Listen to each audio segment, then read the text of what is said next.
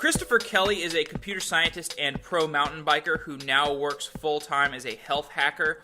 He's a co-founder of Nourish Balance Thrive. Chris, welcome to Software Engineering Daily. Thanks for having me on, Jeff. You are giving a talk at QCon San Francisco called Debug Me. What is your talk about? Wow, that's a really good question. It's about the experience that I had as a software engineer, the things that I went through. So maybe it's best if I tell you about that. Going back a few years, as you can tell from my accent, I'm British. I came here from London, and it was a big tech company, Yahoo, that moved me here. And I noticed not long after moving here and starting working here that my my health really started to disintegrate. I put on quite a lot of weight. I started developing brain fog. I had terrible bloating. My libido disappeared.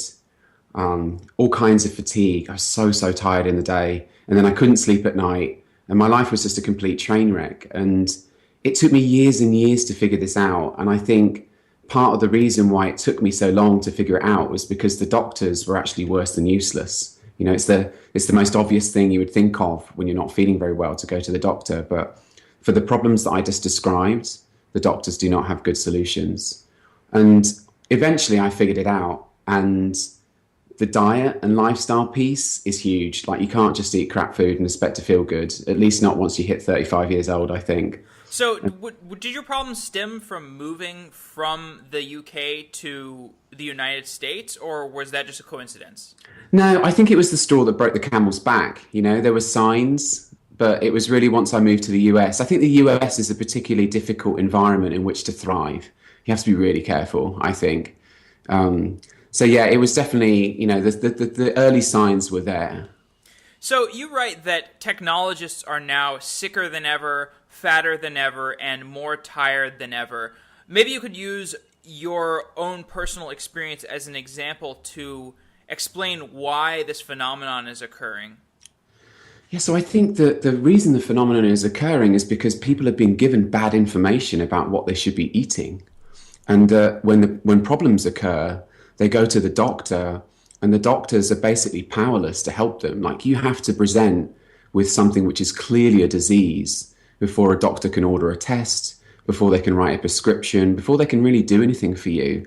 But the signs and symptoms, they come long before. So say you present at the doctor and you're just feeling tired. Well, the doctor's going to say to you, well, isn't everyone tired? I'm tired right now. Like, you're not getting enough sleep. That's end of story. But it could be something much more serious. You could have some kind of mitochondrial dysfunction going on inside the cell that you could fix right now. But the doctor's never going to test for that. They can't. The insurance system is not set up for that. And so, I think this problem is happening a lot to a lot of different industries. I mean, the computer programmers that were the people that I saw, and I think because they spend so much time sitting and so much time indoors, and maybe they're not the most motivated crowd to get out and run and bike and lift weights and be super active. I think they're particularly vulnerable to these types of health complaints. So I totally agree with you. I'd love to hear more about the arc of your journey from Yahoo. So you came to the United States to join Yahoo, I think you're saying. And what happened after that? Yeah, so really I fell out of love with Yahoo. I got to the point where my brain fog was pretty bad.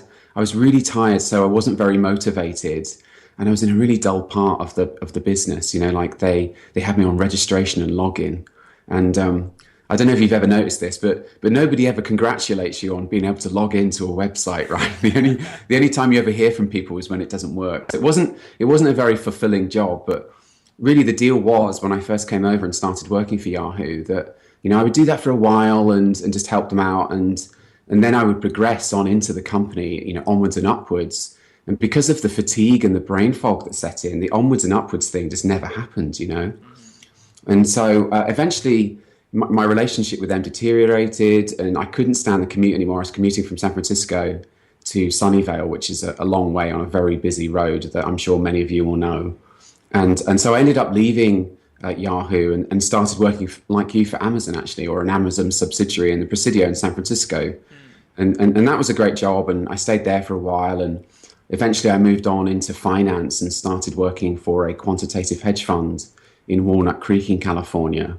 And that was a lovely job too. It was a group of people who are an incredible family, some of the most talented mathematicians in the country, incredibly smart people.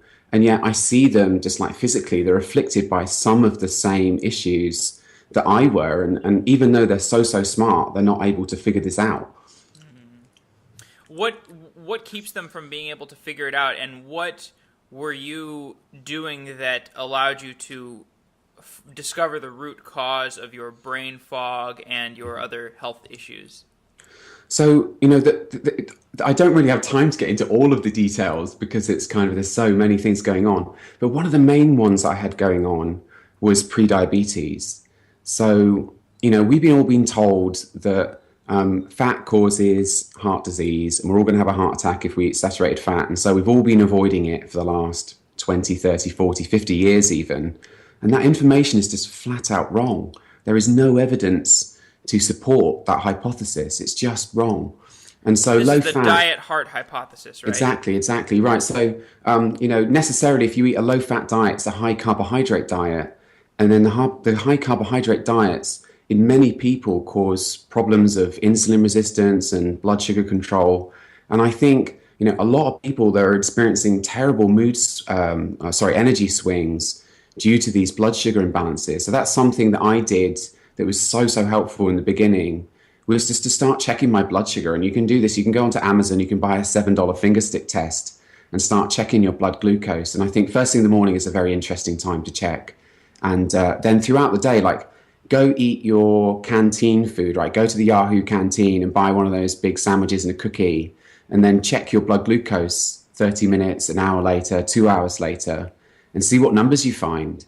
And this whole process of debugging yourself, so that's where the title of my talk came from for QCon, is almost the same as the process that developers go through on a daily basis to fix complex systems of software and debugging and all of that good stuff. The only difference is you're now debugging yourself, right? Let's just run a blood glucose check on myself and see whether it's sane. Like, what is this number? Is it affecting my health or not? It's like such an easy test to perform.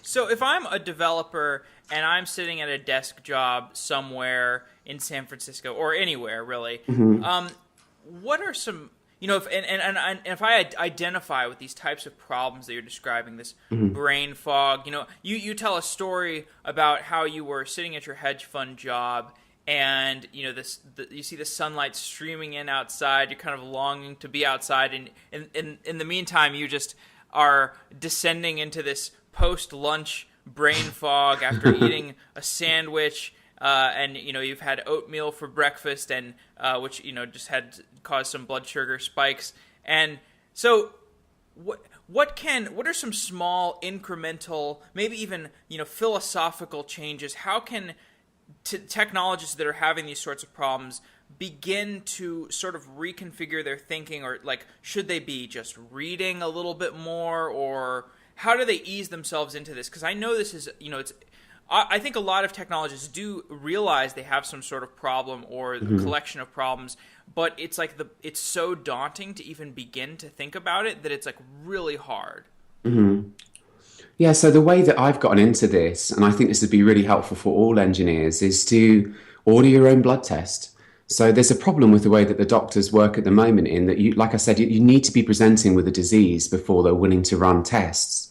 But you don't have to wait for the doctor to get to the point where he's decided you've got a disease before you do that. Like, you can go on to Life Extension and order yourself what's called a healthy aging panel that has hemoglobin A1C, it has fasting insulin, it has glucose, it has triglycerides. You can check all these markers. And then once you have this data in front of you, suddenly you will care. Like, if I just were to tell you to go do some research on insulin resistance and type 2 diabetes, you'd be like, you'd kind of be reading the first paper and you'd probably lose interest before you finished even the abstract. But if I've just told you that your fasting insulin is 26, then you're going to find some information and it's really going to stick, right? This is like something that affects you. It's going to change your life by understanding this information, and you will just like be completely engrossed by the learning process. Yeah, this is almost like the programmer that sits down in front of the tutorial, does the tutorial and sees instant results and then becomes very interested in the language or the paradigm that they're working with. Yeah, exactly. So everyone's done it, right? I can remember the first time I book so I'm a huge fan of the Python programming language. And I can remember the first time I was pretty young, probably before I even went to university, the first time I picked up a book on Python, didn't really know what I was doing. I just started reading it like it was a novel. And then, of course, within 20 pages, I'm like, I didn't even read that last page. Like, what's going on here? And yet you pick up the interpreter and you start writing little snippets of code and seeing what the answer yields. And suddenly you're hooked. And like the book is like this incredibly valuable resource that you just keep going back to the prompt, back to the book, back to the prompt, back to the book. Well, as you can do the same thing with your own body by running these lab tests for yourself and then keep running them, right? Okay, so you've just found out that your fasting insulin is 27. Well, go do some research on a low carbohydrate diet and eat that way for a month, and then redo the blood panel and see what your fasting insulin is now and see how you feel. Like, are you sleeping better? Do you feel more energy during the day? Has your sex drive improved? Do you have less bloating after meals? So like kind of there's all these qualitative things as well, but the process of like developing and debugging and the iteration that goes on is, I think, very similar to with the kind of the development or the software engineering process. I'd like to continue with that metaphor. Programming and code often has error handling to catch problems before they cascade into something larger. How do our bodies implement error handling? Yeah, it's a really good question. So the symptoms I found, I don't think it does that very well, honestly. Like now you pointed that out, it's a fantastic thought, but I don't think that it does very well because, at the time, I wouldn't have told you that I was tired. Like if you'd just pulled me to one side while I was working for Yahoo and said, "Are you tired right now?" I'd have said, "No, not really." But I really was. And it was only after I wasn't tired, that's when I realized, with hindsight, and the same with the brain fog. Like somebody with brain fog, I'm not sure they're that aware of the fact they've got brain fog, So the symptoms, I don't think they're that reliable. I mean, sometimes they're really obvious. Like I had a lot of bloating and it was clearly there was something going on there. But the symptoms are not always that reliable in guiding you. And so, quantifying things with blood chemistry or saliva or urine or stool is, I think, much more helpful. But that's a really good question. I don't think there is a lot of error handling or safety measures. Okay. So preventative health is definitely important, but what about people who are already sick? They already have some chronic health issue. What is an avenue for these people other than the traditional approach of going to doctors? I know certain people, they'll have a chronic health issue and they'll be going to doctors on a regular basis, and like you said, they'll be getting no results. That can be kind of a scary situation to be in. Maybe you have a doctor who's prescribing you, all kinds of pills, and it's not doing anything for you. And what's the solution there? I mean, the solution is for you to take charge. So, I mean, I don't know if you've ever been in a situation like this, but I certainly have. Especially at the hedge. Certainly. Yeah, so the situation specifically I mean is, imagine somebody's given you a task to do, a programming job to do, and you're kind of floundering, you're taking too long over it, and you come back with an answer that the person who asked for the job to be done isn't really satisfied with, and they kind of slap you out of the way and say, "Look, I'm going to do this, just forget about it," and they do, and then you look at their solution afterwards, and you're like, "Oh yeah, kind of maybe I was being a bit dumb." Well, this is the same thing going on with your doctor. And so if it's really important, then, nobody cares about this issue more than you do, right? Not your mom, not your girlfriend, not your doctor. It's really down to you to care about it and, take charge and make sure that the right thing happens. Right. So it's the personal autonomy that that needs to take part. Mm-hmm. What are the advances in computer science and software engineering that are allowing us better ability to monitor and regulate our health? Are there actual advances, or is this more of a philosophical sea change?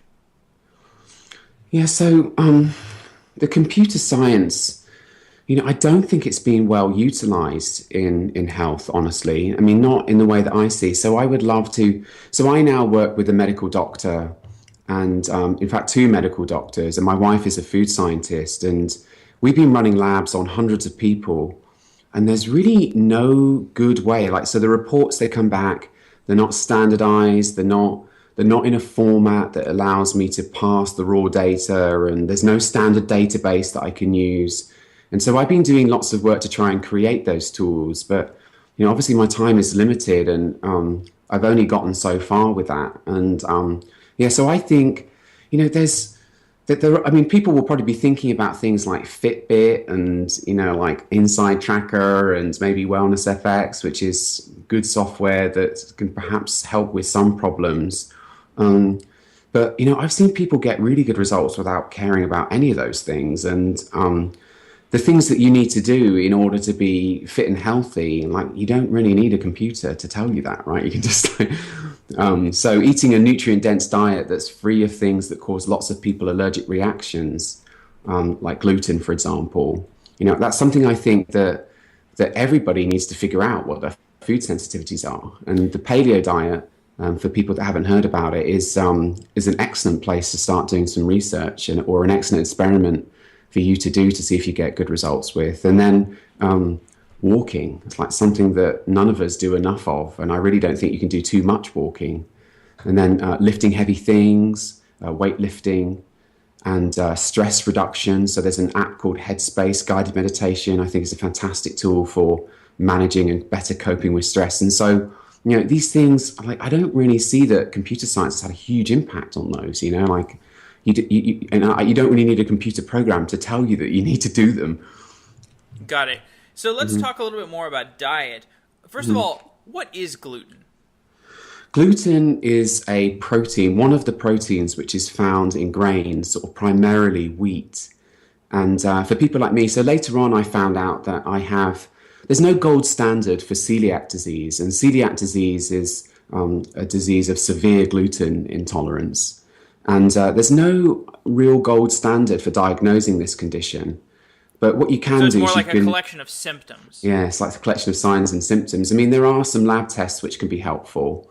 And I certainly know that I have so there's a gene called the HLA gene. And I certainly have some of the HLA genes which all celiacs have. But that's not conclusive evidence that I'm celiac.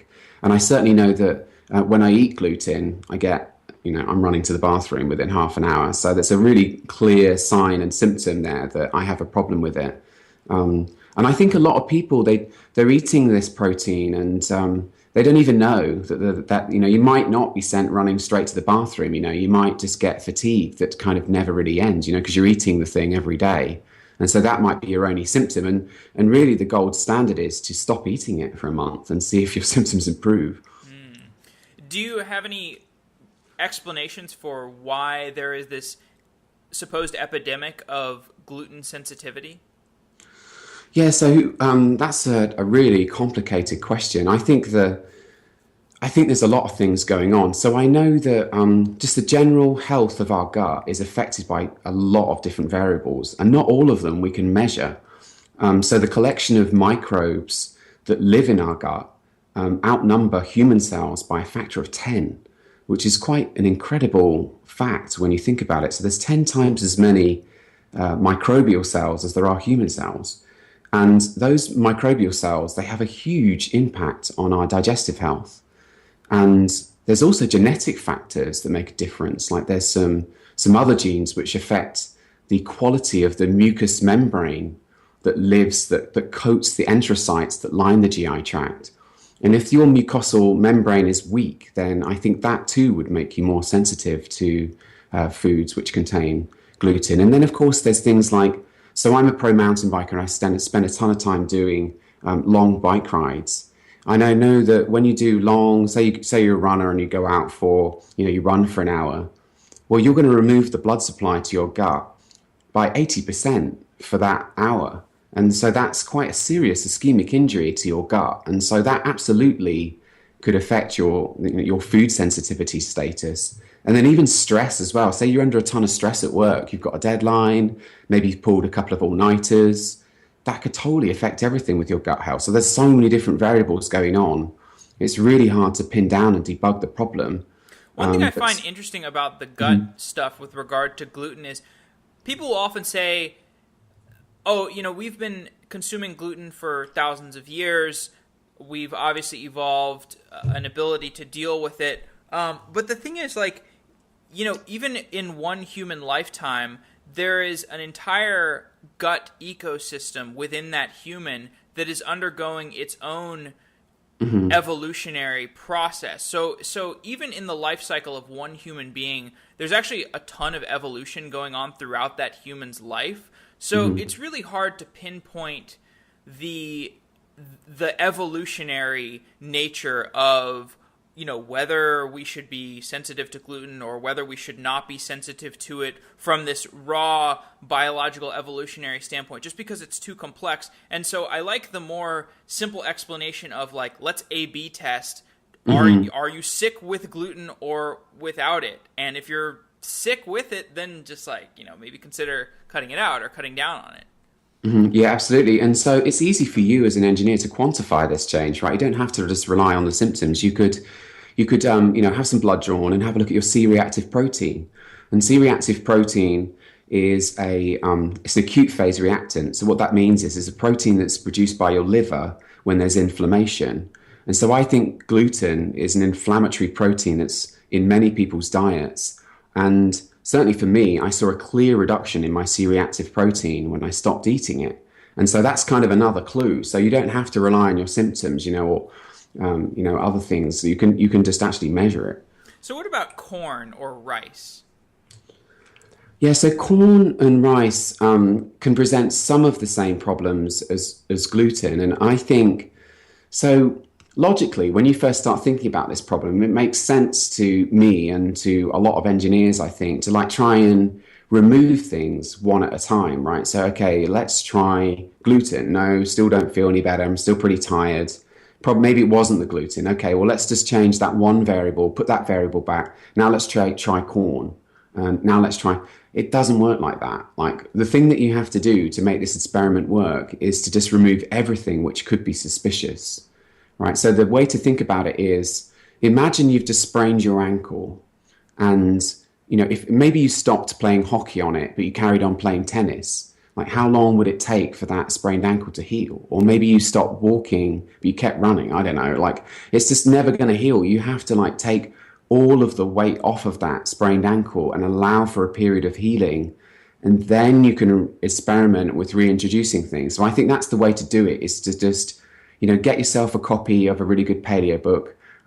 Chris Kresser has a good one. It's called Your Personal Paleo Code, I believe. And then there's another good one called It Starts With Food. And there's tons of good ones out there. So just read one of those books and then dive into it. Do your experiment. Be squeaky clean, like no corn, no rice, no dairy, no wheat for a whole month.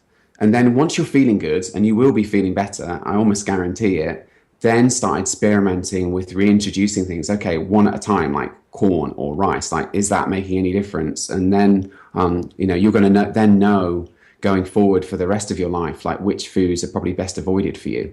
So what are the tenets of the paleo diet? If a programmer, an engineer, engineers on the bright side, probably have a decent amount of dispensable income. So if they want to make some dramatic or somewhat dramatic dietary change, they at least have the financial resources to implement those types of changes. So what can, an engineer that's currently, eating lots of Chipotle and, oatmeal for breakfast and these things that, maybe some sort of conventional wisdom has taught them, oh, this is fine to have, but the more paleo mindset or the type of philosophy that you're espousing, that says, maybe this stuff is not so great. What are the dietary shifts that you should make? And also, what is the paleo diet?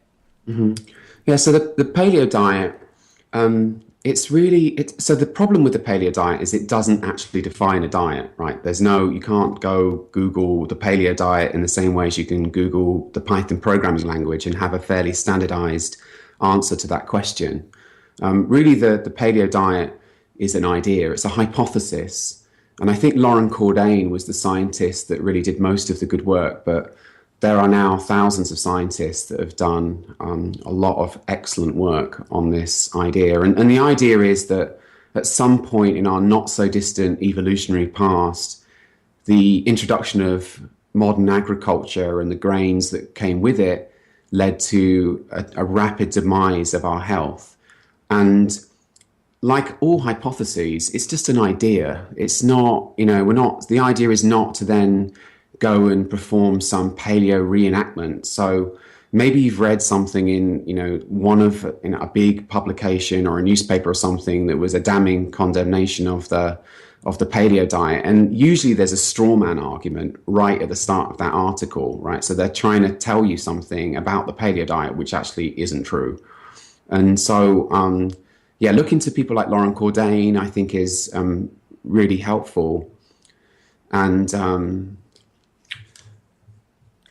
so in terms of what can engineers do to try out the paleo diet, what are some tips that you have? The first thing that you need to eliminate, I think, is wheat and dairy, right? So just do the experiment. Rather than having oatmeal for breakfast, just try bacon and eggs or leftovers. Leftovers are great. So that's a really good tip, is like stop thinking about the different foods for different times of day. People think, oh, I have to have oatmeal for breakfast or I have to have eggs for breakfast.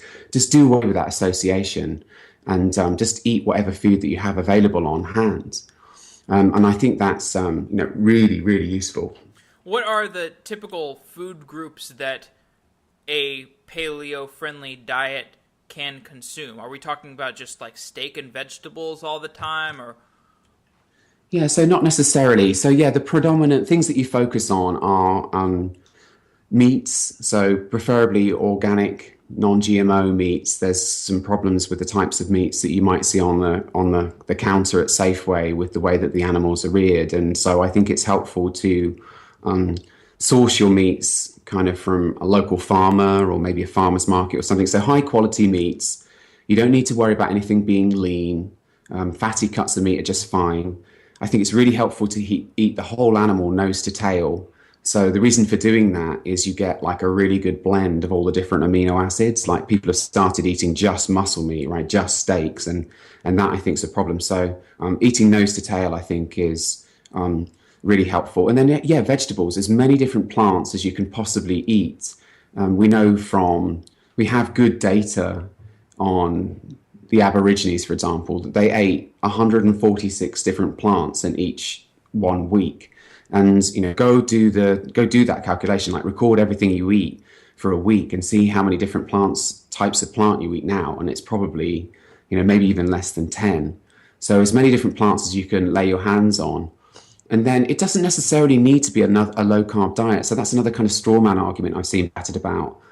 People saying that the paleo diet is a low carb diet or a ketogenic diet, and it can be, but it doesn't have to be. So the sources of carbohydrates, which I think work much better than wheat or corn, for example, are things like sweet potatoes, or maybe white rice doesn't have some of the same problems as brown rice. And then also fruit as well. Obviously, here in California and Silicon Valley, there's no end of good fruit. So, and then the final thing is fat, of course, and coconut oil and ghee and lard and tallow. So most people on a paleo diet are eating a fairly high fat diet. So when I say fairly high fat, I mean 50% of their calories are coming from fat. So it's pretty kind of, that part is like difficult to get your head around, like most people are not used to eating that much fat, but it's great. Like there's, what's not to like about bacon and eggs? It's a great experience eating that way. Yeah. And so where did the idea that consuming fat leads to gaining weight come from? And is this a misconception? Yeah, absolutely. Just, people almost try and invoke, the laws of thermodynamics and other stuff that doesn't apply in when it comes to weight gain. But your body just doesn't work like that. It's not as simple as calories in, calories out. In the same way that, maybe you're to try and force some lumps of coal into your gas tank. Well, in theory, there's thousands and thousands of calories in that lump of coal, but nothing's going to happen when you push it into the gas tank of your car, because that engine is just not designed to combust that type of fuel. And so for most people, not everybody, but if you have a weight loss goal, or a fat loss goal, I should say, then really you're looking for the system to be as inefficient as possible. Does that make sense? It's kind of a difficult thing to get your head around, but in biochemistry, in some respects, you want it to be inefficient so that you use more energy, right? So this allows you to eat more without gaining weight. So, understanding the biochemistry, I think, is kind of really important when you're trying to like decide whether or not fat makes you fat. Interesting. Could you delve into that more? What do you mean by you want to maximize the inefficiency?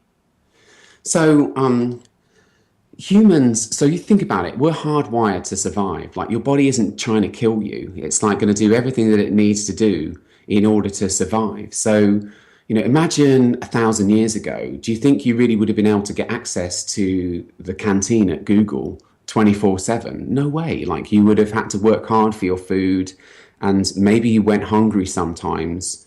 And, when you caught something, you probably ate only that food for a while. And so it's been an evolutionary advantage in order to be super efficient with the food that we capture, right? So you just get really good at storing things. If there's anything going wrong in your body, your brain says, uh-oh, this doesn't look good. We better store some fat for a rainy day. And so that's what happens. You put on fat because you're unhealthy. And so you need to take this into consideration. Like, if your goal is to get lean, first get healthy, and then you will get lean afterwards. And yeah. So are you suggesting that people should try to fast intermittently?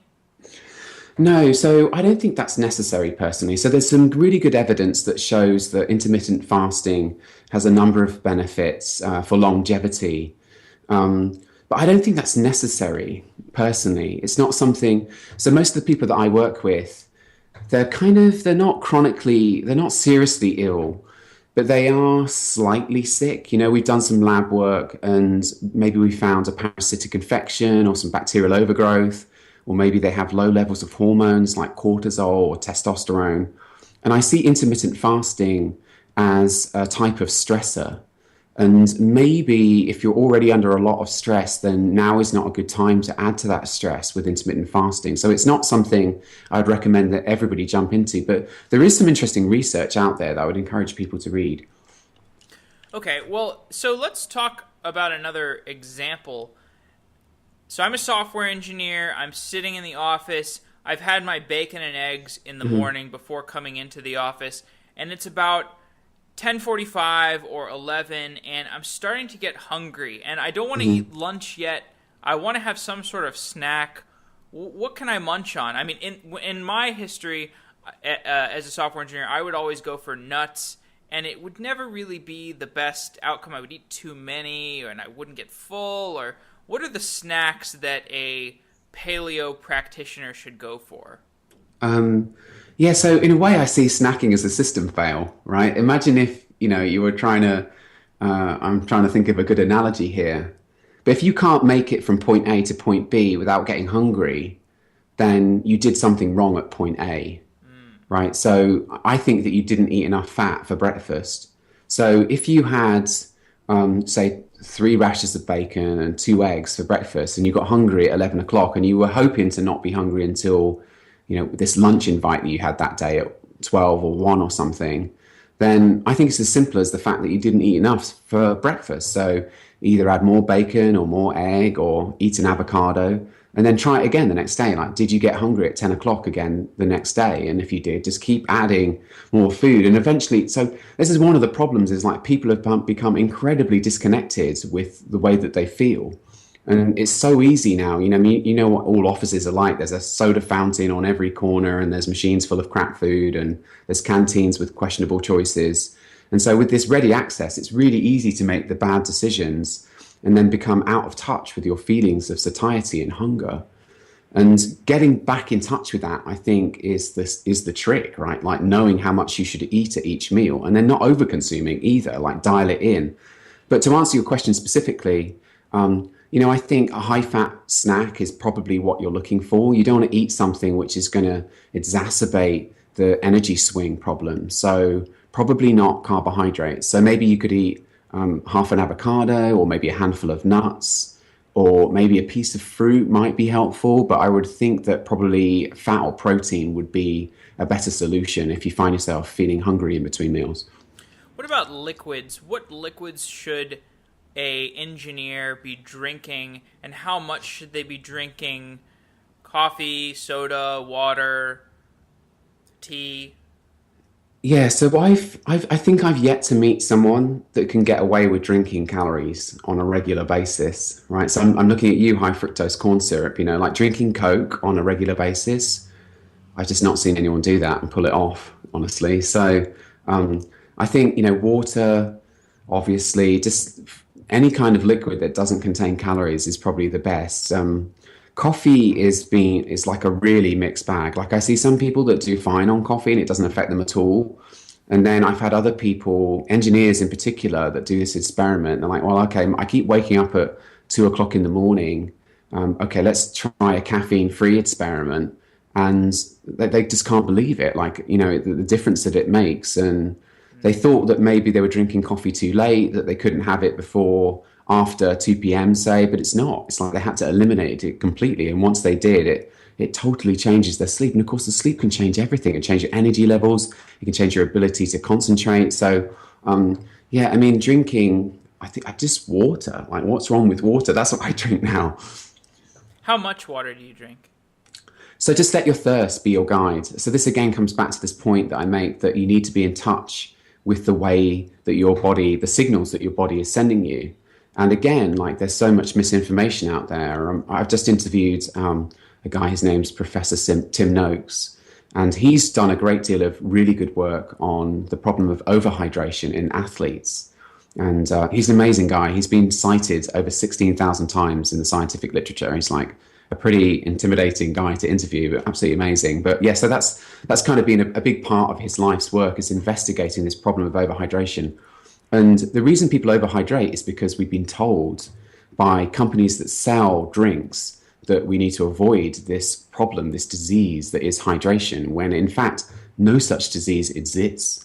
And that if it's impossible, like, you cannot hurt yourself by restricting fluid willfully, like, you will be forced to drink if there's a problem. So you really don't need to worry too much, I think, about hydration. Just let your thirst be your guide. And one of the interesting things I think that comes around the coffee point that you just mentioned is that people have different metabolic rates. So you can't just say, oh, I read this article that said coffee was fine. I can drink 2 cups. I can drink 8 cups. I can drink 1 cup. There's really no hard and fast rules because it all depends on your own personal biochemistry. You may be a very slow metabolizer of caffeine. So if you drink 1 cup of coffee in the morning, maybe that caffeine still hasn't metabolized by the time you're waking up at 2 in the morning.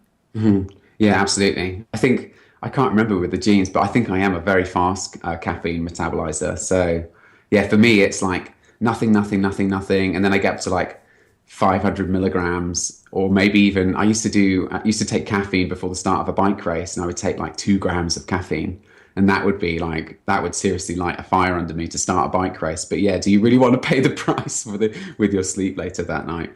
Yeah, so it's like kind of up to you as an individual. You take this thing, you've read this article, you've seen this research paper, it's given you this idea. Well, who knows how it applies to you and your particular biochemistry? So you've got to do the experiment to see how it applies to you. One interesting story I've heard from your writing and your podcasting is this story where you were training too much. You got sick from training on your bike too much. And I don't know if there's a great analogy to draw here, but I know all kinds of engineers that just work so hard. They work really, really long hours, and I see these awful diminishing returns and these negative feedback loops where people get really addicted to these small little dopamine bursts from knowing, oh, I'm going to solve this small problem today and it's really going to get me excited and I'm going to go in and do it again tomorrow, and then they just burn themselves out, or they don't think about the things outside of work. So maybe you could tell this story about overworking yourself, and if there are any parallels you can draw to the world of software engineering, that'd be great. Yeah, of course, yeah. So, I got into a trap. I'm an amateur. At the time when I first started all this, I was an amateur bike racer, and all the things that I've learned over the last few years has enabled me to upgrade and race pro. But of course, the same thing as you described can happen with any type of addiction. Like anything that gives you a reward, then you can become addicted to that reward. Like it gives you less pleasure, and as you keep doing it, and then you have to do it more and more and more, and so this vicious cycle is formed. And yeah, it's a real problem. I'm just trying to think of a good analogy for you in software engineering.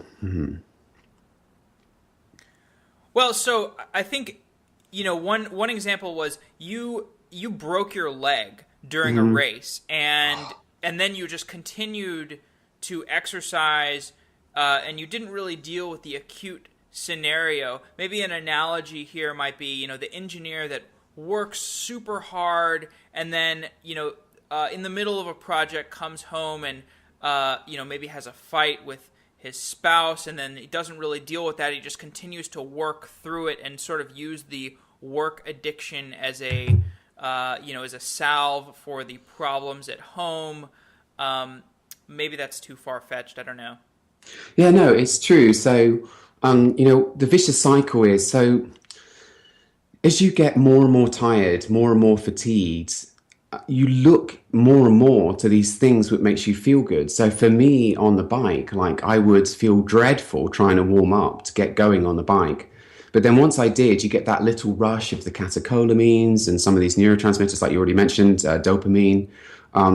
Then you start to feel good again. And your brain kind of subconsciously knows that and seeks out that same behavior to try and get you going when you're in this state of extreme fatigue.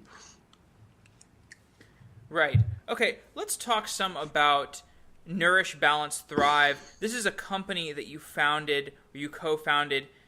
So if I called Nourish Balance Thrive right now for a consultation, I mean, what does that entail? Tell me about what your business does for your patients.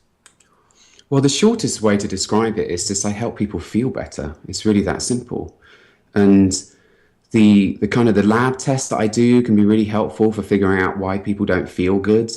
But I spend the most of my time doing diet and lifestyle coaching, like explaining to people some of the things that I've learned over the last few years, which have enabled me to feel better. And when I first got into this business, I thought, well, is it just me? Am I a special flower? But now, 400 people later, absolutely no doubt that the same system works for other people too.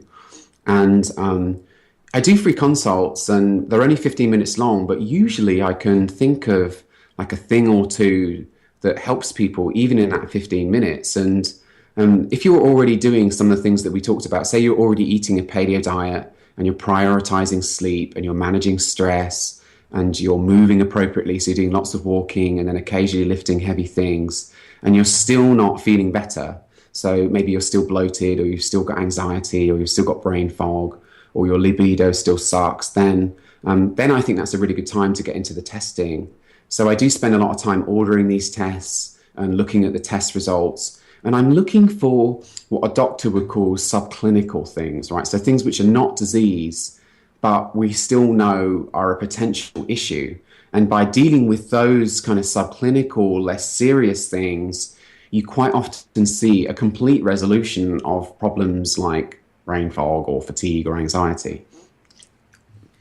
And tell me more about the process of starting that company, because you were working at a hedge fund and then you made this transition to starting this company. And I think, this sounds almost like part of your treatment, going from doing something that maybe you were somewhat passionate about to something that you clearly really love. I think this can be a giant piece of stress reduction. So maybe that's analogous to the types of anti-stress treatments, the lifestyle treatments that you provide. But so yeah, I'd love to hear a little bit more about the story of that transition. Yeah, it's kind of, I hear what you're saying with the stress reduction, but in some ways it's not, and I'll get to that. But yeah, okay, so Do you know how it's like, what it's like when you're a software engineer and you've been in a job a little bit too long and you just find yourself doing too much of the stuff that really sucks and not much of Actually, the I new don't know exciting that. stuff?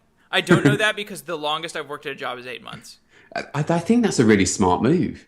You know, there's like kind of you just accumulate systems that nobody else understands, like baggage, and you end up just doing kind of horrible QA work and bug fixes all the time, and like all the new and exciting stuff just goes to the new engineers that get hired.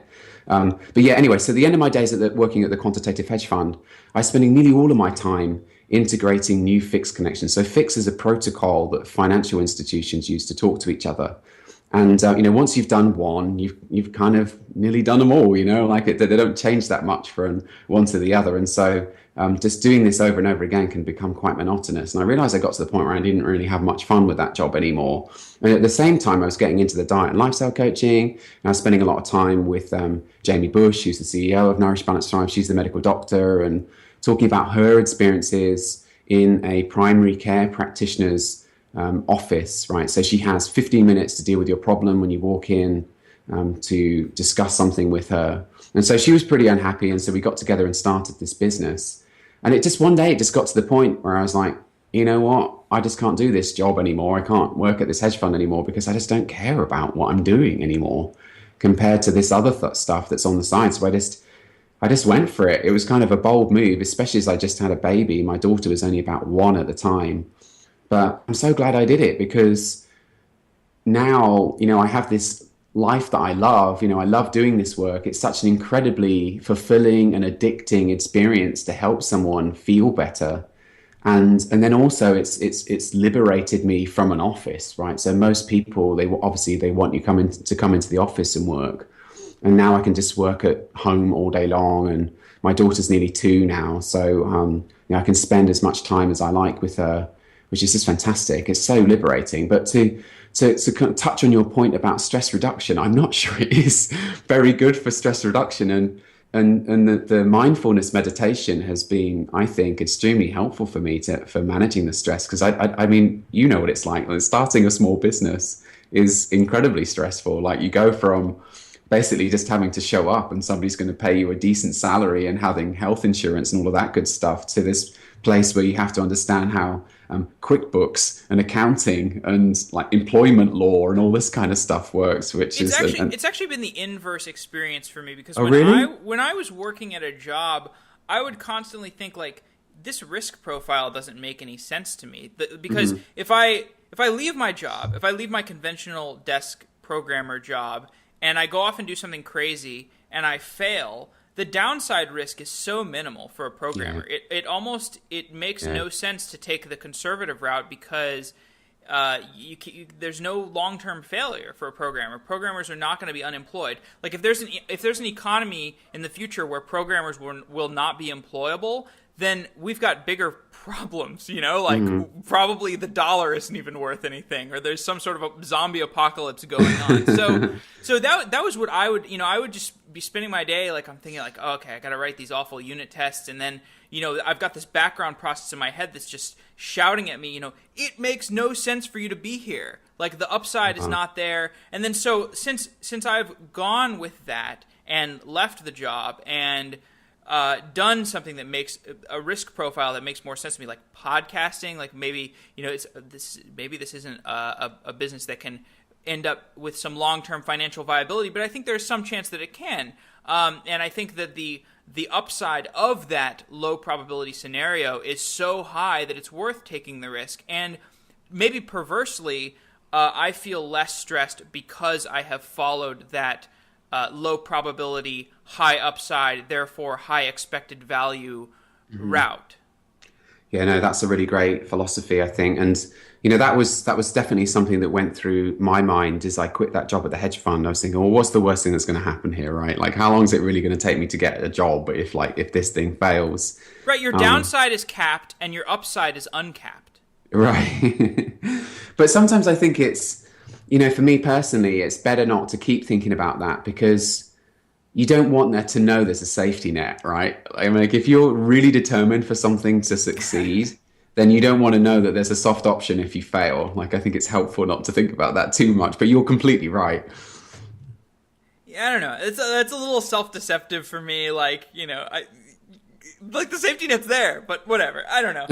Interesting. It's the interesting, internal mental ping pong that we play with ourselves, and that it's just programmers that spend so much time in their own head.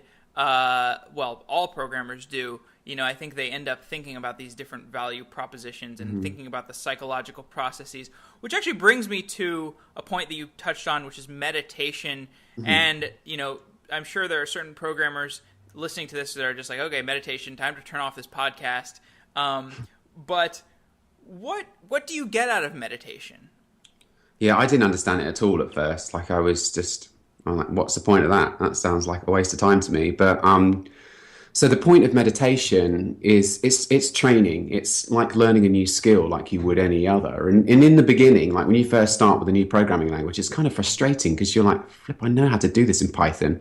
I would have finished this like 10 minutes ago had I just been using Python. And it's very, very frustrating. And learning how to meditate is almost the same thing. It's just incredibly frustrating. But this tool that I've been recommending to everyone called Headspace is really, really good. Like for some reason, everybody loves it. And the way it works is it's an app you can get on your phone, or you can get it on the desktop as well, obviously. And you just listen to this guy, Andy Puddicombe, who is he's a British guy actually, and he has this incredible story, which I won't get into now, but basically he went off and lived as a Buddhist monk for however many years before starting this business Headspace. And he's brilliant. He's absolutely brilliant. So you just sit there and listen to him for 10 minutes, and he just walks you through, teaches you the process of learning how to meditate. And so you're not really aware. It's not like, okay, just stare at the wall and try not to think of anything for 10 minutes. It's nothing like that at all. You just listen to his instructions and just do what he says. And it's only 10 minutes, right? You can just put this in your calendar and just keep that appointment like you would any other. And then what you find is, as you get better at it, it's not about the 10 minutes that you spend doing it. It's about the way that it allows you to handle stressful situations throughout the rest of the day. So for me personally, whereas before I might find myself getting angry or frustrated or anxious or sad or something else, you get this moment like where you realize there's a decision to be made. Am I going to get annoyed about this situation that's unfolding right now? And then you realize, no, I'm not going to get annoyed because it's totally not worth it in the long run. Like, am I going to remember this in 5 years' time? No way. So it's not worth getting upset about. And so you make the right decision to not get upset. And before the guided meditation, you just never would have been presented with that decision. What is the connection between the 10 minutes that you spend in the morning on the meditation and the experience of potential frustration later on in the day? That's a really good question, and I'm not the best person to answer it. You should get Andy Puddicombe on and ask him that. I know it's hard, though, because I've tried to get him on my podcast, too. I don't really know. But just I found that was what I experienced, was I suddenly started getting presented with these decisions. It's just mindfulness, right? So it's being conscious of the way that you're thinking, right? It's not just your brain going off on doing its own thing completely autonomously. It's like suddenly you have this extra layer of conscious that allows you to observe what it is that your brain is doing. And then you can either choose to get embroiled in that craziness that's going on in your mind, or you can choose to not. You can just choose to be an observer of it and not be affected too much by it. I mean, it's kind of an abstract concept, but you really got to do Headspace to try and understand what it is that I'm saying. Is garbage collection a good analogy to this? When a programmer is, or when a program is running and it's got all these references to variables that don't matter anymore, and you've got to spend some time with the processor to actually garbage collect and get rid of those variables. Is that at all analogous to how you feel when you're going through the meditative process? I don't think so, because that suggests that somehow you're getting involved in this craziness that's going on inside your head. And I know that's a mistake, right? So if you think about it this way, imagine you were sitting by the side of a really busy road, right? You're by the side of 101 and you're watching the cars flying by at 60, 70 miles an hour. And that busyness of the road is analogous to what's going on inside your head. Like you're thinking about this deadline for tomorrow. You're thinking about whether or not this program's going to work in time for the deadline. You're thinking about you've got to meet someone for lunch. And oh my God, I didn't go to the gym this morning. Well, so there's all this craziness going on in the road. And what the meditation trains you to do is be a bystander to that. So rather than trying to rush out into the road and stop the cars, as you might have done in the past, like, oh, imagine all these cars screeching to a halt. You actually just sit there by the side of the road and just calmly watch the traffic go by. And the end result is you don't go crazy, right? So maybe it's not analogous to the garbage collection, because garbage collection is like about doing something active and cleaning up the mess, right? It's different.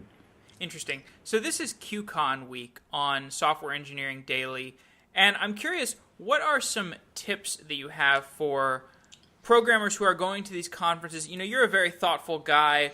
What are just some meta tips for how a programmer can best enjoy the conference and walk away from the conference with some improvement in mental health and focus? Yeah, so maybe you should try the high-fat diet. Like I was pretty much useless in lectures at university and then at conferences in my life as a computer programmer because I just didn't have the ability to concentrate for more than, just a few seconds. And stabilizing my blood sugar has been instrumental to that. So, try sitting down in a hot, airless room and concentrate on what somebody's saying for an hour whilst your blood sugar's going crazy. It just can't be done. You're either going to be falling asleep or you're going to be like unable to sit still. So yeah, just see if you can normalize your blood sugar ahead of the conference. I think would be a really good idea. And then that's a really good. It sounds like a really good experiment to run because if it's not going to work out for you, maybe the risk is fairly low because this is just some time you're going to a conference. It's sort of like in between work and not work, so it's a great sample time. Yeah, absolutely. Is there anything else you'd like to add for our listeners?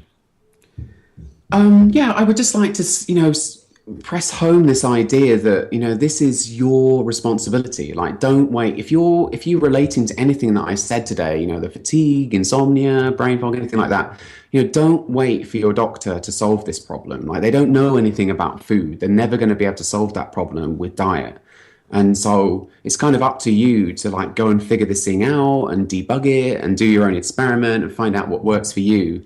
And just don't like leave it, like this problem isn't going to get any better as you get older. So it's really up to you to take charge and do the experiment now, get on top of it. You're going to live a longer and healthier and happy life. I'm certain of it. Yeah, and I guess I'll close with a quote. I think this is from Hippocrates, but I remember hearing this. Let food be thy medicine and medicine be thy food. Is that Hippocrates? Every time I try and attribute a quote to somebody, I find out later on it wasn't. Like every quote that I've ever heard Einstein make is apparently not actually Einstein at all. So yeah, I will resist the temptation to confirm that is him. But yeah, I've definitely heard it before, and it is a fantastic quote. Okay, great. Well, Christopher Kelly, thanks for coming on Software Engineering Daily, and I look forward to seeing you at QCon. Great, thank you very much for having me.